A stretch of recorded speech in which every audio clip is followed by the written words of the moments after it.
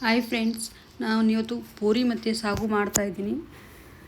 ಪೂರಿ ಒಂಥರ unique recipe ಇದು. ಬನ್ನಿ ಹೇಗೆ ಮಾಡೋದು ಅಂತ ನೋಡೋಣ. ನಾನಿಲ್ಲಿ ಒಂದು ಪಾತ್ರೆ ತೊಗೊಂಡಿದ್ದೀನಿ. ಅದಕ್ಕೆ 1 ಟೇಬಲ್ ಸ್ಪೂನಷ್ಟು ಆಯಿಲ್ ಹಾಕ್ತಾಯಿದ್ದೀನಿ. ನಂತರ ಅದಕ್ಕೆ 1 ಸ್ಪೂನ್ ಸಾಸಿವೆ, 1 ಸ್ಪೂನ್ ಜೀರಿಗೆ ಹಾಕ್ತಾಯಿದ್ದೀನಿ. ಒಂದು ದಪ್ಪ ಈರುಳ್ಳಿನ ಸಣ್ಣದಾಗಿ ಹೆಚ್ಚಿಕೊಂಡಿದ್ದೀನಿ. ಕಟ್ ಮಾಡಿರೋಂಥ ಈರುಳ್ಳಿ ಹಾಕ್ತಾಯಿದ್ದೀನಿ. ಆಮೇಲೆ ಸ್ವಲ್ಪ ಕರಿಬೇವು ಸೊಪ್ಪು ಹಾಕ್ತಾಯಿದ್ದೀನಿ. ಎರಡೂ ಸ್ವಲ್ಪ ಫ್ರೈ ಮಾಡಬೇಕು. ನಾವು ಈರುಳ್ಳಿನ ಸ್ವಲ್ಪ ಕಂದು ಬಣ್ಣ ಬರೋವರೆಗೂ ಫ್ರೈ ಮಾಡಬೇಕು. ನಂತರ ಇದಕ್ಕೆ ನಾನು ಒಂದು ದಪ್ಪ ಸೈಜಿನ ಟೊಮೆಟೊ ತೊಗೊಂಡಿದ್ದೀನಿ. ಅದನ್ನು ಸಣ್ಣದಾಗಿ ಹೆಚ್ಕೊಂಡಿದ್ದೀನಿ. ಈಗ ಈ ಥರ ಟೊಮೆಟೊನ ಹಾಕ್ತಾಯಿದ್ದೀನಿ. ಎರಡೂ ಫ್ರೈ ಮಾಡಬೇಕು ಚೆನ್ನಾಗಿ.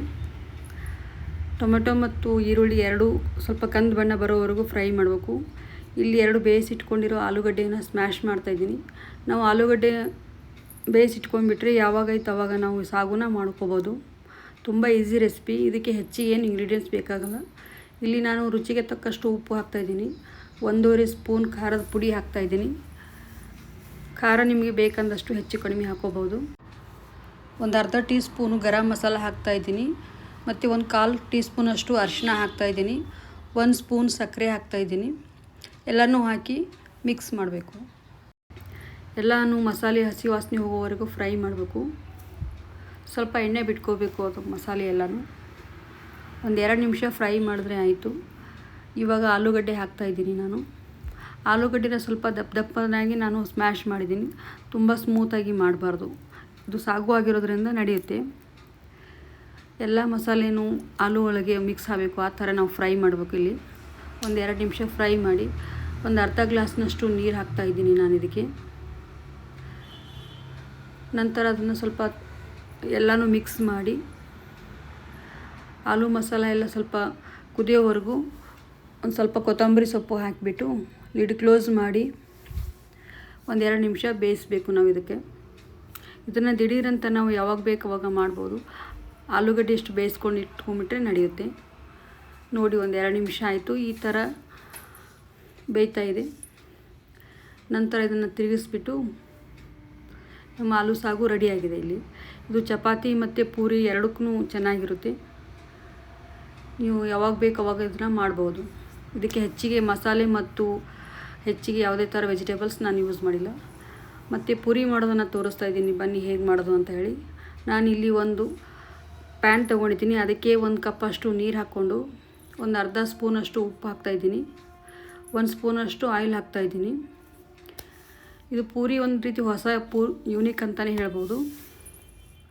ಇದಕ್ಕೆ ಒಂದು 2 ಸ್ಪೂನಷ್ಟು ನಾನಿಲ್ಲಿ ಚಿರೋಟಿ ರವೆ ತೊಗೊಂಡಿದ್ದೀನಿ. ಬಾಂಬೆ ರವೆ ಅಂತ ಹೇಳ್ತಾರಲ್ಲ, ಸಣ್ಣದು, ಅದನ್ನು ಹಾಕ್ತಾಯಿದ್ದೀನಿ. ಅದನ್ನು ರವೆ ಹಾಕಿಬಿಟ್ಟು ಅದನ್ನು ತಿರುಗಿಸ್ಬೇಕು ನಾವು ಚೆನ್ನಾಗಿ. ಅದನ್ನು ಎಲ್ಲ ಮಿಕ್ಸ್ ಆಗಬೇಕು. 1 ಕಪ್ ನೀರಿಗೆ ಇಲ್ಲಿ ನಾನು 2 ಕಪ್ಪಷ್ಟು ಗೋಧಿ ಹಿಟ್ಟು ತೊಗೊಂಡಿದ್ದೀನಿ. ಇದು ಮನೇಲಿ ಮಾಡಿದ್ರಂಥ ಗೋಧಿ ಹಿಟ್ಟು ಇದು. ಗೋಧಿ ಹಿಟ್ಟು ಹಾಕಿದ ತಕ್ಷಣ ಎರಡೂ ಮಿಕ್ಸ್ ಮಾಡಿ ಚೆನ್ನಾಗಿ ನಾವು ಅದನ್ನು ಕಲಿಸ್ಬೇಕು. ನೋಡಿ, ಈ ಥರ ಕಲಿಸ್ಬಿಟ್ಟು ನಾವು ಗ್ಯಾಸ್ ಆಫ್ ಮಾಡಿ ಮೇಲ್ಗಡೆ ಲಿಡ್ ಕ್ಲೋಸ್ ಮಾಡಿ ಇದನ್ನು ಸ್ಟೀಮಲ್ಲೇ ನಾವು ಬೇಯಿಸಬೇಕು. ಹೆಚ್ಚಿಗೆ ಇದನ್ನು ನಾವು ಬೇಯಿಸೋ ಹಾಗಿಲ್ಲ. ಸ್ಟೀಮಲ್ಲೇ ಇದು ಸ್ವಲ್ಪ ಸ್ಮೂತ್ ಆಗಬೇಕು ಅಷ್ಟೇ. ಈ ಪೂರಿನ ನಾವು ಸ್ಟೋರ್ ಮಾಡಿ ಇಡ್ಬೋದು. ಬೇಕಂದಾಗ ತಕ್ಷಣ ನಾವು ಕರ್ಕೋಬೋದು ಯಾವಾಗ ಬೇಕಾವಾಗ. ಇದು ಒಂಥರ ಹೊಸ ರೀತಿ ಪೂರಿ ಅಂತ ಹೇಳ್ಬೋದು. ನೋಡಿ, ಈ ಥರ ಒಂದು 5 ನಿಮಿಷ ಆಗಿದೆ. ಹಿಟ್ಟು ಕೂಡ ಇಲ್ಲಿ ತಣ್ಣಗಾಗಿದೆ. ಈ ಥರ ಎಲ್ಲ ಹಿಟ್ಟನ್ನು ನಾವು ಚೆನ್ನಾಗಿ ಕಲಿಸ್ಕೋಬೇಕು. ಇದಕ್ಕೆ ಎಷ್ಟು ಬೇಕೋ ಅಷ್ಟು ಒಂಚೂರಷ್ಟು ಸ್ವಲ್ಪನೇ ನೀರು ಹಾಕ್ತಾಯಿದ್ದೀನಿ ನಾನಿಲ್ಲಿ. ನೀರು ಹಾಕ್ಕೊಂಡ್ಬಿಟ್ಟು ಹಿಟ್ಟನ್ನ ಸ್ಮೂತಾಗಿ ನಾವು ಪೂರಿ ಹಿಟ್ಟು ಕಲಿಸ್ತೀವಲ್ಲ ಅದೇ ಥರ ಕಲಿಸ್ಬೇಕು. ಈ ಥರ ಇದನ್ನು ಮತ್ತೆ ನಾವೇನು ನೆನೆಯೋಕ್ಕೆ ಅದು ಬಿಡೋ ಹಾಗಿಲ್ಲ. ಮಾಡಿದ ತಕ್ಷಣವೇ ನಾವು ಕಲಸಿದ ತಕ್ಷಣವೇ ಮಾಡ್ಬೋದು. ಈ ಥರ ಒಂದು ದಪ್ಪದ ಸೈಜ್ ಉಂಡೆ ತೊಗೊಂಡು ಈ ಥರ ಲಟ್ಟಣಿಗೆ ಸಹಾಯದಿಂದ ನಾನು ಇದನ್ನು ಉಜ್ತಾ ಇದ್ದೀನಿ. ಒಂದು ಬಟ್ಲ ಅಥವಾ ಯಾವುದೇ ಆದರೂ ಒಂದು ಸೈಜ್ ನೀವು ಕಪ್ ತೊಗೋಬೋದು. ತೊಗೊಂಡು ಈ ಥರ ಒಂದೇ ಶೇಪ್ ಬರ್ತದೆ ಅಂತ ಅಷ್ಟೇ. ಇದು ರೌಂಡಾಗಿ ಕಟ್ ಮಾಡಿಕೊಂಡು ಈ ಥರ ಇಷ್ಟು ದಪ್ಪ ಇದ್ದರೆ ಸಾಕು. ಇಲ್ಲಿ ಪೂರಿನ ಈ ಥರ ಕಟ್ ಮಾಡಿಕೊಂಡು ತೊಗೋತಾ ಇದ್ದೀನಿ. ಎಲ್ಲ ಪೂರಿನೂ ಮಾಡ್ಕೊಂಡಿದ್ದೀನಿ. ನಾನಿಲ್ಲಿ ಇಡ್ಲಿ ಪಾತ್ರೆಗೆ ಆಯಿಲ್ ಹಚ್ತಾ ಇದ್ದೀನಿ. ಮೊದಲನೇದಾಗಿ ನಾವು ಇಲ್ಲಿ ಇಡ್ಲಿ ಪಾತ್ರೆಗೆ ನೀರು ಬೇಯಿಸ್ಕೊ ಇಟ್ಟಿದ್ದೆ ನಾನಿಲ್ಲಿ. ನಂತರ ಇವು ಪೂರಿನ ಇಡ್ಲಿ ಪಾತ್ರೆಯಲ್ಲಿ ಒಂದೊಂದಾಗಿ ಹಾಕಿ ಇಡ್ತಾಯಿದ್ದೀನಿ. ಈ ಥರ ಹಾಕಿ ಇಟ್ಬಿಟ್ಟು ನಾವಿಲ್ಲಿ ಹೆಚ್ಚಿಗೆ ಬೇಯಿಸೋ ಹಾಗಿಲ್ಲ, ಕೇವಲ ಒಂದು 2 ನಿಮಿಷ ಅಷ್ಟೇ ನಾವು ಇದನ್ನು ಸ್ಟೀಮ್ ಮಾಡಬೇಕು. ಹೆಚ್ಚಿಗೆ ಸ್ಟೀಮ್ ಮಾಡಿದ್ರೆ ಇವು ಪೂರಿ ಹೋಗಿ ಸ್ವಲ್ಪ ಜಾಸ್ತಿ ಬೆಂದುಬಿಟ್ರೆ ಅಷ್ಟು ಚೆನ್ನಾಗಿ ಪೂರಿ ಉಬ್ಬಿ ಬರೋಂಗಿಲ್ಲ. ಈ ಥರ ಒಂದು 2 ನಿಮಿಷ ಅಷ್ಟೇ ನಾವು ಸ್ಟೀಮ್ ಮಾಡಬೇಕಿಲ್ಲಿ ನೋಡಿ ಈ ಥರ.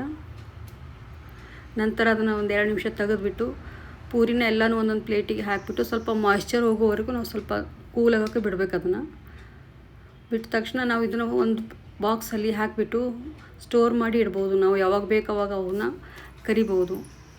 ಒಮ್ಮೆ ಈ ಥರ ನಾವು ಮಾಡಿಟ್ಕೊಂಡ್ಬಿಟ್ರೆ ನಮ್ಗೆ ಬೇಕಂದಾಗ ಮಾಡ್ಬೋದು. ನಾವು ಹಿಟ್ಟು ಕಲಸೋದು ಅದು ಹೆಚ್ಚಿಗೆ ಶ್ರಮ ಆಗೋದಿಲ್ಲ.